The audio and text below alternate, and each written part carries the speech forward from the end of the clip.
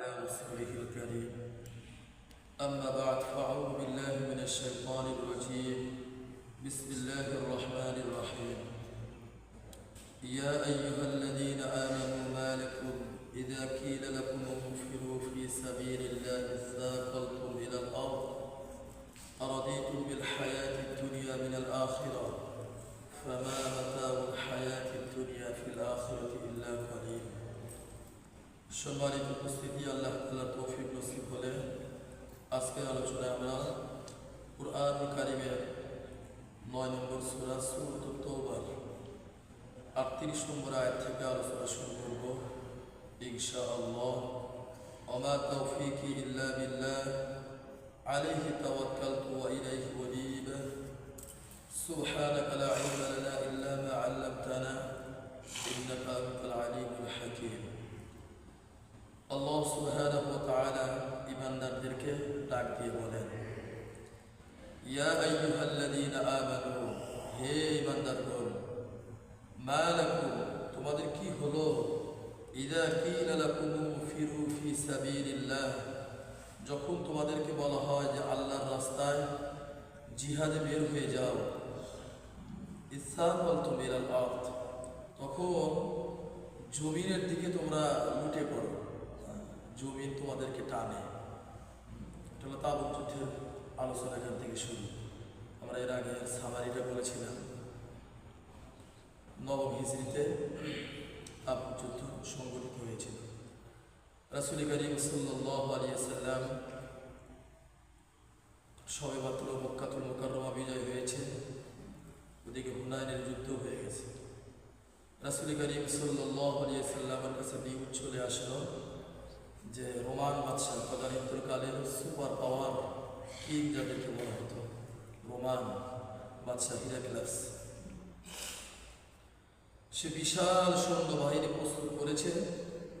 পাশাপাশি যে বর্তমান সিরিয়া, ফিলিস্তিন, ওখানকার শাসক, ওখানকার যারা ছিল, এরা ওই রোমানদের সাথে একজোট হয়ে মদিনাতুল মুনাওয়ারার উপরে একটা বড় ধরনের আক্রমণ করার প্ল্যান তারা তৈরি করেছিল। এ সংবাদ দিয়েছিল যারা জাইতুনের ব্যবসা করত তদানীন্তনকালে ফিলিস্তিনে। তারা এসে রাসূল করিম সাল্লাল্লাহু আলাইহি ওয়াসাল্লামকে বললেন, রাসূল করিম সাল্লাল্লাহু আলাইহি ওয়াসাল্লাম স্পাই, গোয়েন্দা পাঠিয়ে দিলেন এই ঘটনার সত্যতা যাচাই করার জন্য। তিনি জানতে পারলেন বিষয়টা সত্য। রাসূল করিম সাল্লাল্লাহু আলাইহি ওয়াসাল্লাম সাহাবায়ে কেরামদের সাথে পরামর্শ করে বললেন যে আমরা মদিনাতুল মুনাওয়ারায় থাকবো না, বরং আমরা সেখানে যাব। মদিনাতুল মুনাওয়ারা থেকে তাবুকের প্রান্ত প্রায় 800 কিলোমিটার দূরে, কত 800 কিলোমিটার। আর বিশেষ করে আগেও বলছিলাম, খেজুর পাকার মৌসুম ছিল, আর ওই সময় মুসলমানদের এই খেজুরের উপরে ডিপেন্ড করেই তাদের চলতে হতো, অন্য কোনো পেশাদারি ছিল না। প্রচণ্ড গরম ছিল। রাসূল করিম সাল্লাল্লাহু আলাইহি ওয়াসাল্লাম ওই সময় যখন সাহাবায়ে কেরাম থেকে বললেন ইসলামকে সমন্বিত করার জন্য আমাদেরকে ওখানে যেতে হবে, তখন এই মুনাফিকরা একটা সুযোগ দিয়েছে। বললো যে দেখছো কি ধর্ম তোমরা পালন করো, খেজুর গাছে পাকতেছে, খেজুর পাড়তে হবে। এই সময় খেজুর যদি গাছ থেকে না পারো, তোমরা চলবে কিভাবে, তোমাদের ছেলে সন্তান স্ত্রী তারা কি খাবে, নানানভাবে ফুসলা দিছিল মুসলমান। এজন্য ওই তাদের একটু ধোকায় পড়ে কেউ একটু টাল মাটা, তখন আল্লাহ পাক আয়াত অবতীর্ণ করে জানিয়ে দিলেন, হে ঈমানদার, কি হলো তোমাদের, মা লাকুম, কি হলো, ইযা কিলা লাকুম ফিরু ফি সাবিলিল্লাহ, যখন তোমাদেরকে বলা হয় আল্লাহর পথে তোমরা জিহাদে বের হয়ে পড়ো, ইসসাকালতুম ইলাল আরদ, জমিনের দিকে তোমরা লুটিয়ে পড়ো। এই যে খেজুরের একটা মহাব্বত, মুনাফিকরা যা বলে, এই কথায় তোমরা একটু তাদের সায় দিচ্ছ। আবার সেই 800 মাইল দূরে যেতে হবে, এত দূর পথ, গরমের মধ্যে যেতে হবে, এই একটা ভয়। তোমরা এই সমস্ত সব কিছু চিন্তা করে তোমরা একটু দুনিয়ার দিকে, ইলাল আরদ, তারপর মানে জমি, মানে দুনিয়ার দিকে তোমরা, দুনিয়া তোমাদেরকে টানছে। আরাদিতুম বিল হায়াতিদ দুনিয়া মিনাল আখিরা, তোমরা কি আখিরাতের তুলনায় দুনিয়ার জীবন নিয়েই সন্তুষ্ট, দুনিয়ার জীবনকে নিয়েই তোমরা খুশি? ফামা মাতাউল হায়াতিদ দুনিয়া ফিল আখিরাতি ইল্লা কলিল, খুব ভালো করে জেনে রাখো, আখেরাতের তুলনায় দুনিয়ার এই জীবন সামান্য। কোয়ালির মানে কি? সামান্য। আরবি গ্রামার বোঝায় কোয়ালিটি শব্দটা নাকেরা, মারেফা না, নাকেরা বোঝায় একদম যত সামান্য, একদম অল্প। আখেরাতের তুলনায় দুনিয়ার এই জীবনের ভোগ বিলাস এ কিছুই না, নাথিং না, একদম অল্প, সামথিং, তুচ্ছ। দুনিয়ার জীবন নিয়ে তোমরা খুশি, অথচ আমাদের এই টেনশন তো থাকবে কি নিয়ে? আখেরাত নিয়ে। আল্লাহ পাক বলেন, ইল্লা তাগফিরু ইউআযিবুকুম আযাবান আলীমা, যদি তোমরা এই জিহাদে বের না হও, যদি বের না হও, ইউআযিবুকুম আযাবান আলীমা, আল্লাহ পাক তোমাদেরকে কঠিন শাস্তি দেবে। কাদেরকে বলতেছে? সাহাবায়ে কেরামদের ব্যাপারে। হ্যাঁ, সাহাবায়ে কেরামদেরকে ব্যাপারে আল্লাহ পাক বলতেছেন ওই সময়ের কথা, যে যদি তোমরা বের না হও এই তাবুক যুদ্ধে, তাহলে আল্লাহ পাক তোমাদেরকে কঠিন শাস্তি দেবে। ওয়ায়াস্তাবদিল কওমান গায়রাকুম, এবং তোমাদের ব্যতীত আল্লাহ পাক এমন একটা জাতি নিয়ে আসবেন, পরিবর্তন করবেন। তোমাদের ব্যতীত আল্লাহ পাক এমন একটা জাতি তোমাদের স্থলাভিষিক্ত করে দেবেন। লা তাদুরুহু শাইআ, তোমরা জাতির কোনো ক্ষতি করতে পারবে না। আল্লাহু আলা কুল্লি শাইইন কাদির, আর আল্লাহ পাক সব কিছু করতে সক্ষম। এই বর্তমানে যে জালেম সরকারের পতন হয়েছে, এটা কিন্তু একটা জিহাদ হয়ে গেছে, জানেন তো? জিহাদ যে কি জিনিস, এটা মানুষ মুসলমানদেরকে এমনভাবে ভুলিয়ে দেওয়া হয়েছে। ডক্টর আব্দুল্লাহ জাহাঙ্গীর রাহিমাহুল্লাহ তার বইয়ের মধ্যে তিনি লিখছেন যে কি পরিমাণে যে বই রাখা হয়েছে জিহাদের এই জিনিসটি, এবং কি পরিমাণে যে অর্থ ব্যয় করতেছে কাফের মুশরিক হিজরা। কারণ ওরা জানে মুসলমানরা যদি একবার জিহাদের চেতনায় যদি উজ্জীবিত হয়ে ওঠে, তাহলে তাদেরকে আর কোনোভাবে দমানো হবে। এই যুদ্ধের আগের যুদ্ধ, মোতার যুদ্ধ, মাত্র 3000 সৈন্য মুসলমান ছিল, আর ওদিকে রোমানরা ছিল কত? 1 লাখ। টিকতে পারে না বাজারে। আপনি আমাদের এই সময়ের কথা একটু চিন্তা করেন, মানুষের কত ছিল অস্ত্র শস্ত্রের সম্মুখে, সুবহানাল্লাহ, ছাত্রদের সম্মুখে টিকতে পারছে। জিহাদ এমন একটা জিনিস, এই স্পৃহা নিয়ে কেউ যদি ময়দানে নামে, কোনো শক্তি একে দমাতে পারে না, কোনো শক্তি কি করতে পারে না, একে দমাতে পারে না।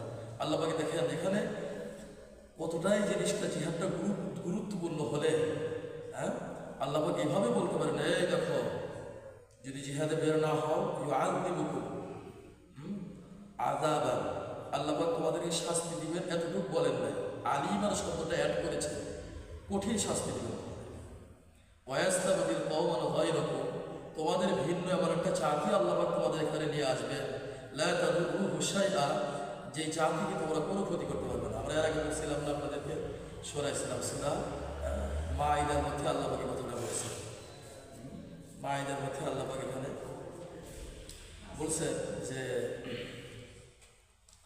ইয়া আইয়ুহাল্লাযীনা আমানু ফাসাওফা ইয়াতিল্লাহু বিকওমিন ইউহিব্বুহুম ওয়া ইউহিব্বুনা, ওখানে বান্দাদেরকে আল্লাহ পাক ডাকতেছে, যে বলতেছে যে ফাসাওফা ইয়াতিল্লাহ, জিহাদ যদি না করো, আল্লাহ পাক সিরিয়া এমন একটা জাতি নিয়ে আসবেন, ইউহিব্বুহুম ওয়া ইউহিব্বুনা, যে জাতিকে আল্লাহ পাক ভালোবাসবেন, ওই জাতিও আল্লাহ পাক কি করবেন? ভালোবাসবেন। আযিল্লাতিন আলাল মুমিনিন আইজ্জাতিন আলাল কাফিরিন, যারা ঈমানদারদেরকে সম্মান করবে, আইজ্জাতিন আলাল কাফিরিন, আর কাফেরদের জন্য লাঞ্ছনাদায়ক হয়ে যাবে, মানে কাফেরদেরকে লাঞ্ছিত করবে। ইউজাহিদুনা ফি সাবিলিল্লাহ, যারা আল্লাহর পথে জিহাদ করবে, ওয়ালা ইয়াখাফুনা লাওমাতা লাইম, পৃথিবীর কোনো শক্তির ভয় করবে না, কোনো জাতির কোনো তিরস্কারমূলক কথাকে তারা কোনোদিন ভয় পাবে না, ওরা আল্লাহর পথে জিহাদ করবে। যালিকা ফাদলুল্লাহ ইউতিহি মান ইয়াশা, আল্লাহ বলেন এটা এমন একটা নিয়ামত, আমি সবাইকে দিই না, আমি যা ইচ্ছা তাকে, সবাইকে দেন না, তাকে ভালোবাসেন আল্লাহ তাকে দেন। আল্লাহু ওয়াসিউল আলিম, আর আল্লাহ প্রাচুর্যময়, আলিম, তিনি জানেন কোন জাতিকে এই ফজিলত দিতে হবে, কোন জাতিকে এই জিহাদের মর্যাদা দিতে হবে, কে জানেন? আল্লাহ জানেন। আল্লাহ রাসূল সাল্লাল্লাহু আলাইহি ওয়াসাল্লাম বলেছেন সহিহ হাদিস, ইযা তারাকতুল জিহাদ ফাসাল্লাতাল্লাহু আলাইকুম বিল্লাহ, যেই মাত্র তোমরা জিহাদকে ছেড়ে দেবে, পৃথিবীর সকল লাঞ্ছনা গঞ্ছনা তোমাদেরকে পেয়ে বসবে। এই ছেলেগুলো যদি জিহাদের ময়দান না রাখতো, এরকম ঢুকে দিকে আমাদেরকে পড়তে হতো, বিশ্বাস করেন, এরকম ঢুকে দিকে আমাদেরকে পড়তে হতো। গতকাল একটা ভিডিও দেখলাম, অনেক কিছু তো গোপন এখনো আছে, এই যে নেট বন্ধ করে দিছে না, ধীরে ধীরে প্রকাশ পেতেছে বগুড়াতে। সুবহানাল্লাহ, মানে ভিডিওটা দেখলে বগুড়াতে ওরা মনে করেন যে কাফিউ করতেছে, বেশি ছাত্র না, খুব হলে 1000+ এরকম হবে আর কি। ওরা রাস্তা ব্লক করে দাঁড়িয়েছে, আর্মির অনেক দূর থেকে বলতেছে, মাইকিংরা বলতেছে তোমরা কিন্তু চলে যাও, আমাদের ডাইরেক্ট আদেশ দেওয়া হয়েছে, কারফিউ চলতেছে, না চলে গেলে ডাইরেক্ট গুলি করবো, এরকম বারবার বলতেছে। ওরা বলতেছে না আমরা কিন্তু করবো না। তখন ওরা বাধ্য বলতেছে যে তোমাদের একদম চলে আসো, আমরা কথা বলি তোমাদের সাথে। ও চলে আসছে, মানে ভালোই তো ডিস্টেন্স অনেক। চলে আসার পরে বলতেছে দেখো আমাদেরকে ডাইরেক্ট আদেশ দেওয়া হয়েছে, কারণ এটা কারফিউ চলতেছে, যদি এখান থেকে না আসো আমরা গুলি করতে বাধ্য হবো।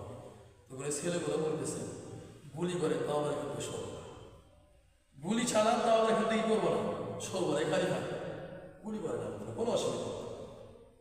অনেক কথা হয়েছে, সব কথা শোনা যায় না। অনেক কথা হওয়ার পরে ছেলেগুলো ওখানেই করবে, তারা সোশ্যাল থেকে সরে নয়, বাধ্য হয়ে আর্মিরা পিঠ দেখার পিসপা হয় তারা চলে গেছে। আল্লাহ পাক ওদের মধ্যে এমনভাবে এটা ঢেলে দিচ্ছে, আমাদের বড় ভাই বলছে যে ওদের টেকনিকগুলো এবং প্রত্যেকটা কর্মক্ষেত্র, প্রত্যেকটা ডিসিশন একদম রাইট ছিল। আর এই জিনিসটা জালেম সরকারের প্রত্যেকটা ডিসিশন কি ছিল, রং ছিল। ওইগুলো করাইছে কে ভাই? আবাবিল পাখি ঘটনা জানেন তো? আবাবিল ওই যে বস্তি বাহিনীর কাহিনী, আসলে ঘটনা ওরকমই হয়েছে। ওরা কত সৈন্য নিয়ে আসছিল, আল্লাহ পাক ছোট্ট ছোট্ট পাখির মাধ্যমে এই ছোট্ট ছোট্ট পাথর দিয়ে ওদেরকে ধ্বংস করে দিয়েছে। এই এত বড় একটা শক্তির বিরুদ্ধে আল্লাহ পাক এই ছাত্রগুলো হাতে কি ছিল, একটু ইট পাথর, এই হ্যাঁ, তারপরেও আল্লাহ পাক ওদেরকে বিজয় দিয়ে দিয়েছে, যে জিহাদি চেতনা ভিতরে ছিল। দাদা বুঝো, একটা প্রশ্ন আছে। হ্যাঁ বলুন ভাই। মানে বলছে যে আহলে হাদিসের ওই, হ্যাঁ আমি গতকাল কথা বলতে চাচ্ছিলাম, বলছে যে আবু সাঈদ যে মানে নিহত একটা সম্পূর্ণ ভালো কথা। আল্লাহ রাসূল সাল্লাল্লাহু আলাইহি ওয়াসাল্লাম বলেছেন, এটা সূরা, আমি গতকাল লেখা নিয়ে আসি না, গতকাল বলতে পারি না, নাসাই শরীফের হাদিস। আল্লাহ রাসূল সাল্লাল্লাহু আলাইহি ওয়াসাল্লাম বলেছেন মান কুতিলা দুনা মাগরিবাতিহি ফাহুয়া শাহীদ, একদম সহিহ হাদিস। যে ব্যক্তি কোনো অধিকার আদায় করতে গিয়ে যাকে হত্যা করে ফেলা হলো, ফাহুয়া শাহীদ, নিশ্চিত সে শহীদ। আর আহলে হাদিসের কি বলবো, বলা হয়েছে না, লিটল নলেজ ইজ ডেঞ্জারাস, অল্প জ্ঞান এটা ভয়ঙ্কর। হ্যাঁ, অল্প জ্ঞান এটা কি ভয়ঙ্কর। তুমি এত হাদিস দিয়ে গবেষণা করো, আহলে হাদিস তুমি নিজেকে দাবি করো, তুমি হাদিস যাচাই বাছাই না করে তুমি এই লোকটা শহীদ, যেখানে আল্লাহ রাসূল সাল্লাল্লাহু আলাইহি ওয়াসাল্লাম টাটকা হাদিস আছে, এ বলে শহীদ। চিন্তা করছেন আপনি? না, শহীদের অনেকটা টাকারই আছে। হ্যাঁ, আর এই ছেলেগুলো তো ডাইরেক্ট ময়দানে গিয়ে আর এরা বলতেছে যে এলাকায় শহীদ। আউযুবিল্লাহ, নাস্তাগফিরুল্লাহ। একদম এই হাদিসগুলোকে নিশ্চিতভাবে এটা অস্বীকার করা হয়। আর আল্লাহ রাসূল সাল্লাল্লাহু আলাইহি ওয়াসাল্লামের হাদিসকে যে ব্যক্তি জেনে শুনে অস্বীকার করে সে কি এই আহলে হাদিস, ওনারা তো কিছুদিন আগে ওই যে দরবেশ বাবা যে ধরা পড়লো, ওনারা যে প্রোগ্রাম করছে, দরবেশ বাবার প্রধানমন্ত্রী বানাইছে। হ্যাঁ, প্রধানমন্ত্রী ছিল, ঠিক আছে। ওইটাই তো আপনি দেওয়া করতেছি, আমি পাইলাম না। অ্যাক্টিভিটিস এটা দেখেই বোঝা যায় যে তারা কোন ক্যাটাগরি। এবং আর শহীদ হচ্ছে সাক্ষ্য দেওয়া। শহীদের বাংলা অর্থ হলো সাক্ষী দেওয়া। সাক্ষী, এই ছেলেগুলো অন্যায়ের বিরুদ্ধে প্রতিবাদ করতে চায়, তারা শহীদ হয়েছে। শহীদ হয়েছে। এবং যারা ইমানদার তারা জান্নাত পাবে, আর যারা ইমানদার না তারা তো জান্নাত পাবে না, এটা স্বাভাবিক জিনিস। এই নিয়ে তো এত ওই ফতোয়া দেওয়া আর এই দরটা তাদের কোনো প্রয়োজন নাই, কোনো প্রয়োজন নাই। এবং দেখেন ইসলাম এটা আল্লাহ ভালো জানে। আল্লাহ বলে ইসলাম করলাম, ইয়া আইয়ুহাল্লাযীনা আমানু ইজতানিবু কাসীরাম মিনাল-যান্নি ইন্না বা'দাল ইসম। হে ঈমানদারগণ, ইয়া আইয়ুহাল্লাযীনা আমানু ইজতানিবু কাসীর, তোমরা অবান্তর ধারণা করা থেকে নিজেদেরকে বাঁচিয়ে রাখো। কারণ অধিকাংশ ধারণা এটা মিথ্যা। অধিকাংশ ধারণা কি? এটা মিথ্যা। এক যুদ্ধে আল্লাহ রাসূল সাল্লাল্লাহু আলাইহি ওয়াসাল্লাম সাহাবাগেরা পাঠাইছে, কালেমা পড়ার পরেও মারছে। আল্লাহর সাহাবী বলতেছেন, সাহাবীকে আল্লাহ রাসূল সাল্লাল্লাহু আলাইহি ওয়াসাল্লাম বলছেন তুমি কালেমা পড়ার পরে কেন মারছো? বলে ইয়া রাসূলুল্লাহ, নিশ্চিতভাবে সে কাফের, আমাদের ভয়ে সেই কালেমা পড়ছে। বলছে তুমি কি তার অন্তর ফেরে দেখছো? তুমি কি তার অন্তর ফেরে দেখছো? সে কালেমা পড়ছে, ছেড়ে দাও। আর নিশ্চিতভাবে একজন ইমানদার, আর তার ব্যাপারে এক্সাম হবে, সে শহীদ। আল্লাহ হেফাজত করে। আমি গতকাল লিখছিলাম এই দেখে তো ভালো লাগে বলতে পারিনি। যা হোক প্রিয় উপস্থিতি, জিহাদ জিনিসটা দেখেন আজ মুসলমানদের এত লাঞ্ছনা করছিল কেন? যদি জিহাদি চেতনায় উজ্জীবিত হতো। দেখেন আমি এই কথাটা অনেকেও বলছে এবং আমিও বারবার বলি, যদি দুয়ার মাধ্যমে সব কিছু হতো, রাসূল কারীম সাল্লাল্লাহু আলাইহি ওয়াসাল্লাম যদি বড় মুস্তাজাব দাওয়া যাকে বলে, দোয়া করলেই দোয়া কবুল হয়, এর চাইতে বড় পার্সন কেউ ছিল না। রাসূল কারীম সাল্লাল্লাহু আলাইহি ওয়াসাল্লামের সাথে বড় পার্সন কে ছিল না? তো তিনি তো দোয়া করলেই পারতেন, পারতেন কি পারতেন না? তারপরে তিনি ময়দানে গেলে ছিলেন। হ্যাঁ, এই জিনিসগুলো মানুষ বোঝে না, এই জিনিসগুলো মানুষ বোঝার চেষ্টা করে। আর কি পরিমাণ গুরুত্বপূর্ণ হলো কথাটা, গুরুত্বপূর্ণ কি পরিমাণ গুরুত্ব হলে আল্লাহ পাক এইভাবে বলতে পারেন, হে সাহাবায়ে 10টা বছর যুদ্ধ করছে, শরীর ক্লান্ত, আমিও জানি, কিন্তু ওরা সৈন্য প্রস্তুত করে বসে আছে, যদি বের না হও কঠিন শাস্তি হবে তোমাদেরকে দেব, যদি বের না হও তোমাদের ভিন্ন, তোমাদের ছাড়া এমন একটা জাতি আমি নিয়ে আসবো যাদেরকে তোমরা কোনো ক্ষতি করতে পারবে না। আসলে জিহাদ যারা করে এদেরকে ক্ষতি করতে পারবে না। আফগানিস্তান দেখেন না আল্লাহ পাক কি বিজয় তাদেরকে দিয়ে দিছে, জিহাদের কারণে দিয়ে দিছে। যদি ঘরে বসে থাকতে হতো কোনোদিন হতো। এরপর আল্লাহ পাক বলেন আল্লাহু আলা কুল্লি শাইইন কদির, আল্লাহ পাক সব কিছু করতে সক্ষম। আল্লাহ পাক তো রাসূল কারীম সাল্লাল্লাহু আলাইহি সাল্লাম উহুদের প্রান্তরে, বদরের প্রান্তরে, হুনাইন, তাবুক এগুলোর প্রান্তরে না গেলেও তো বিজয় দিতে পারতেন, কিন্তু ময়দানে যাওয়ার পরে না বিজয় দিচ্ছেন, ময়দানে যাওয়ার পরে নাকি দিচ্ছেন বিজয় দিচ্ছেন। এই জন্য ভাই জিনিসগুলো আমাদেরকে বুঝতে হবে। সহিহ হাদিস দেখেন রাসূল কারীম সাল্লাল্লাহু আলাইহি ওয়াসাল্লাম বলেছেন, মুসলিম শরীফের হাদিস, আমি জীবিত থাকা অবস্থায় যে ব্যক্তি আমার সাথে জিহাদ করবো না, এবং পরবর্তীতে আমি চলে যাওয়ার পরে যারা জিহাদের তামান্না ভিতরে না রাখবে ওরা মুনাফিক হয়ে মারবে। একদম সহিহ হাদিস, মুসলিম শরীফের হাদিস। আপনি একটা অ্যাপস আছে দেখেন, কিতাব কুতুবুত তিসআ, মুসলিম শরীফের বুখারী শরীফের হাদিসের কোনো এই লেখা নেই, এটা সহিহ, হাসান, যায়িফ এগুলো বেশি নেই, মানে সব সহিহ, সব কি সব সহিহ। আমি যে হাদিসটা বললাম ওটা মুসলিম শরীফের হাদিস। আবু তালহা রাদিয়াল্লাহু তাআলা একটা কথা আপনাদেরকে শোনাই, নাম শুনছেন?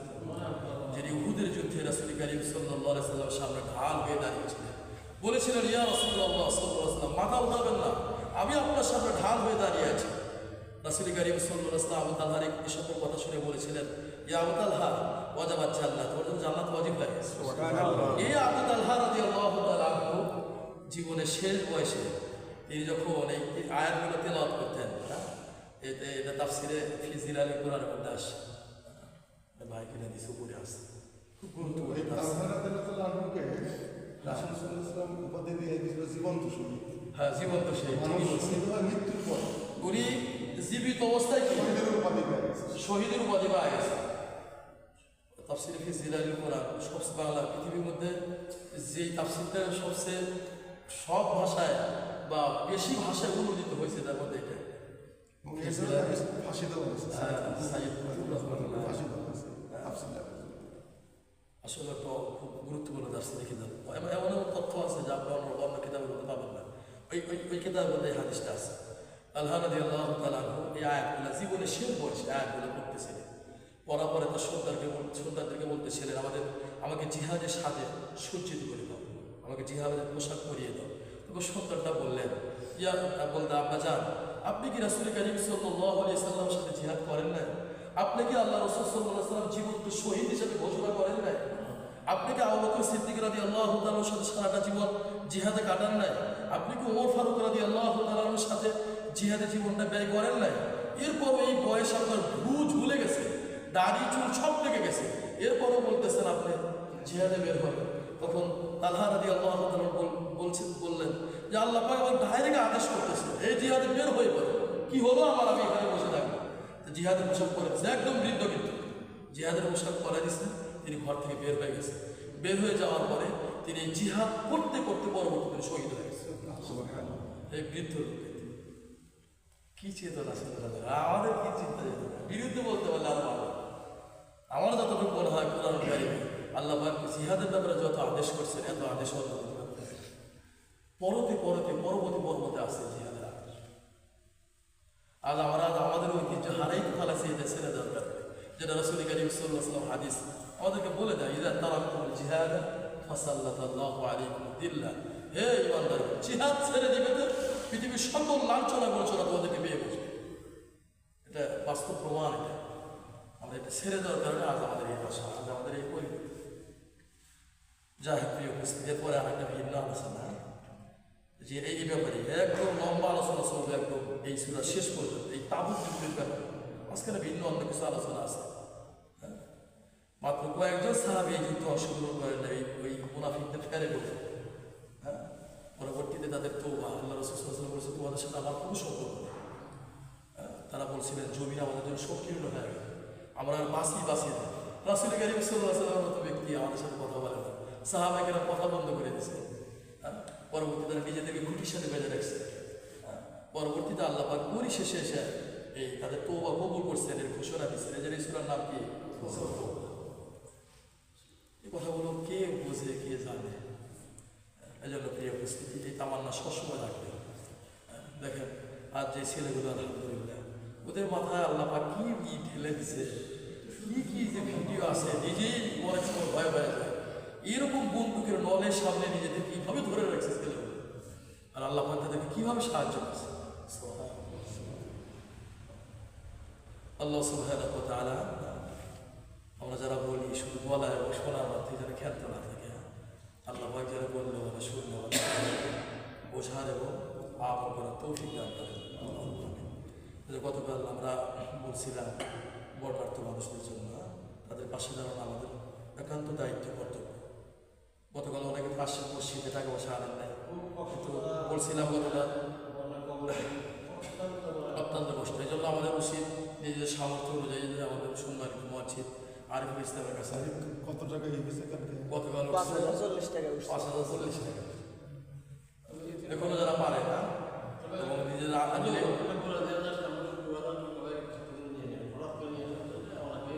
হঠাৎ করে আসলে একটি হয়েছে যে একটা উচিত ছিল আসলে এলাকার মধ্যে বা বের অনেক